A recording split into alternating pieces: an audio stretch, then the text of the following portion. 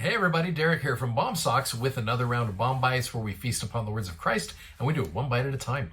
So this week is section 84 of the Doctrine and Covenants, and there's like 120 verses in this section. So it's a huge, massive section. So we're just literally going to take this one little principle at a time this week, and they all have to do with the priesthood.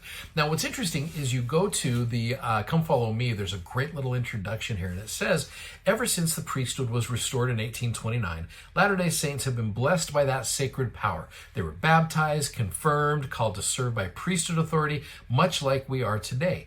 But having access to priesthood power is not the same thing as completely understanding it. Boy, isn't that true? And God had more he wanted his saints to understand, particularly with the coming restoration of temple ordinances. The 1832 revelation on the priesthood, now Doctrine and Covenants 84, which we're talking about, expanded the saints' vision of what the priesthood really is. And it can do the same for us today. After all, there is a lot to learn about the divine power that holds the key of the knowledge of God, that makes manifest the power of godliness, and that prepares us to see the face of God, even the Father, and live. So that's really what this section is all about, is really helping those priesthood holders really understand what they have at their fingertips. Now, in Come Follow Me, the very first thing it says is this. It's such a cool phrase. It says, I have access to God's priesthood power and blessings. So when you think of the word priesthood, what comes to mind? How often do you think about the priesthood and its influences in your daily life? After pondering these questions, study Doctrine and Covenants 84, 1 through 5, and then 17 to 28, and consider what the Lord wants you to know about his priesthood power. How could you use these verses to describe the priesthood to someone else and explain its purposes? So I want you to go ahead and do that. So just take a minute, look through those verses. Again, it's section 84, 1 through 5, and then 17 to 28. And we're going to come back and just focus on one little thing that I think is pretty amazing. So go ahead and do that. We'll come right back. Okay, so one of the things I want to focus on is verse number 20, okay? So in verse number 20, it talks about how, therefore, in the ordinances thereof, the power of godliness is manifest. And so back in that Come Follow Me, it actually says, you might also ponder the priesthood ordinances you have participated in. How have you seen the power of godliness manifest in them? Consider what the Lord wants you to do to receive more of his power in your life. So this priesthood is, as it said, I think in verse 17, it said, it is without beginning of days or end of years. And boy, when you guys figure that one out, let me know. It is hard to be able to wrap my finite mind around something that is eternal in nature. You know, my father has passed away and he's a priesthood holder. I love to think that he still has access to that priesthood power. I wonder if I've been given priesthood blessings on the other side. Because there have been times where I have felt that closeness, and maybe some of you out there, you have felt that other side of the veil where you've got a priesthood holder who still is an active priesthood holder on the other side. It's not like that priesthood ends at death. It continues. It is eternal. And I'd love to be able to see how individuals on the other side are still able to use that priesthood authority to bless our lives.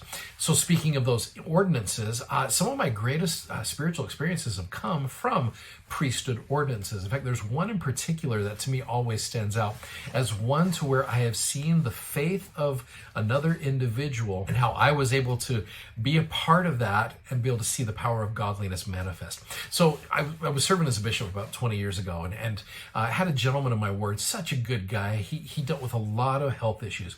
So I felt like I was constantly giving him priesthood blessings, and which was an honor to me. This man was a faithful man, and he would ask me for priesthood blessings. I'm honored to be able to help him out. Well, there was one day, he was a very affectionate, very good, loving, just an older gentleman. He'd come up and give me hugs. He's just a very nice man. He came up one week and just came up and hugged me, but he held me a little bit close and grabbed the lapels of my jacket in a very loving and kind way. And he was wearing kind of the older person glasses, the ones that, like, you know, you just gone to the eye doctor and your eyes are totally just dilated. Anyway, he was wearing these at church and I could see tears rolling down his cheeks. And I was like, oh, how you doing, my friend? What can I help you with? And he said, I'm losing my eyesight. And he goes, it's getting worse by the day. I'm going to have surgery this week. And he's like, my body can't handle surgery. He was older and couldn't handle it. He just said, if you give me a priesthood blessing today, I know I won't have to have that surgery. Will you please give me that priesthood blessing? And I looked at him and I was just like, did you just ask me to heal your blindness? And he said, yeah, pretty much. And he goes, I have faith to be healed. Will you do that? And at that moment, holy cow, I had to think really hard if I had that within me. But keeping in mind, the priesthood is the power of godliness.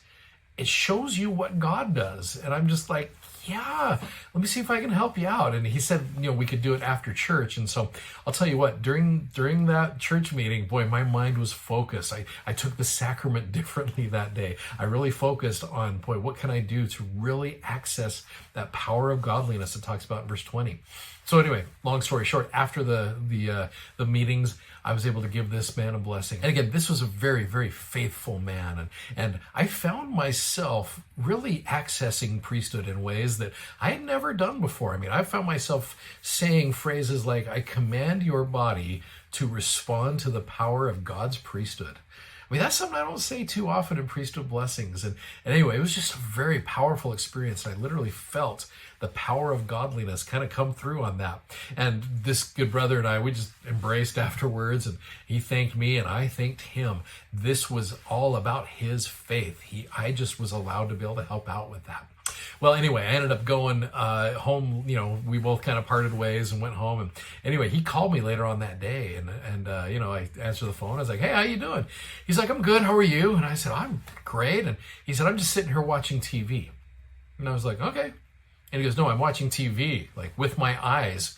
And I was like, "Oh, okay." And I said, "How are your eyes doing?" He goes, "So good. Like, they feel so good. I can see clearly. It's wonderful." He goes, "I've already called and I've canceled the surgery." He goes, "I don't need that surgery. Thank you for healing me." And how do you respond to that? Hey, you're welcome. That had nothing to do with me again. That was the faith of a good man, and he happened to come to me. I strive to be a worthy priesthood holder, and it was interesting to be able to access that power. And so I'm grateful for that, and I'm grateful that we can do those things. Keeping in mind also that part of this experience is understanding the will of God. And one of the things I prayed for during that whole meeting was, is this what God's will is? And I felt like it was, and the Lord was able to do that right there. So faith of an individual combined with the will of God, that is where you start seeing the power of godliness made manifest. So that's just one little part of this where it says, I have access to priesthood power and blessings. So anyway, if you haven't had a priesthood blessing recently, find someone and ask for that priesthood blessing, and you'll be blessed for it. I know that's true. Hey, thanks for watching. Thanks for subscribing. And thanks for sharing. Godspeed. We'll see you guys tomorrow. Bye-bye.